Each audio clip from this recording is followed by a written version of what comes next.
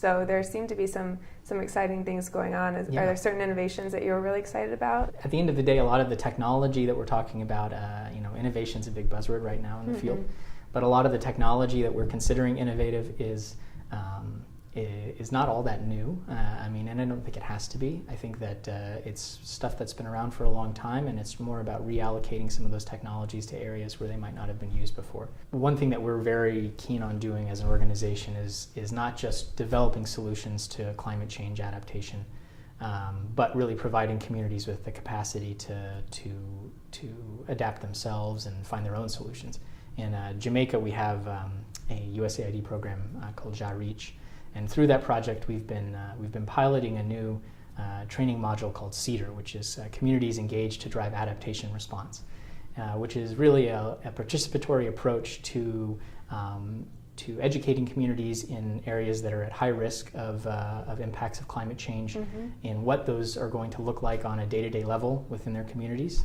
Within Jamaica, as an island in the Caribbean, there's obviously a lot of increased risk for severe weather events, flooding, hurricanes, things like that.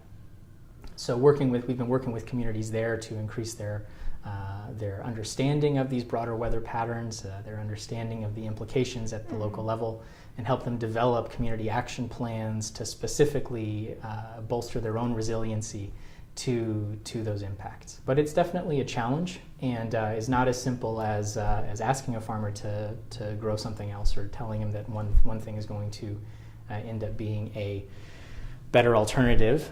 It's something that they have to see in practice, and it's something that is going to involve some longer-term changes in diet and longer-term changes in cultural importance. Yeah, just kind of addressing those different barriers that I'm sure exist when it comes to diversifying. So there's a lot of challenges, but in terms of a broader strategy, that's definitely what we've been looking at doing in terms of promoting some alternative crops, changing the way that people till their land, promoting greater diversity. Where possible, we do talk to farmers about crop rotation. What can be difficult with some of the farmers in these areas is that their land holdings are so small that they don't have a lot of space or room to rotate. And the countervailing pressure that we want to discourage is expanding into more production area that's currently forest or otherwise not being utilized, because that's also in and of itself a driver of a lot of these same problems. So it's a complicated issue.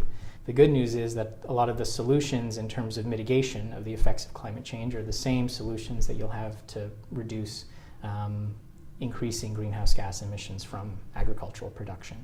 Improving the diversity of crops within an area. Agro-forestry is something we work with in Southeast Asia, in cocoa production, and in West Africa as well, where you're producing shade-grown cocoa and coffee within a diversified crop production system that's really improving soil organic matter, and providing a buffer against temperature and rainfall variability.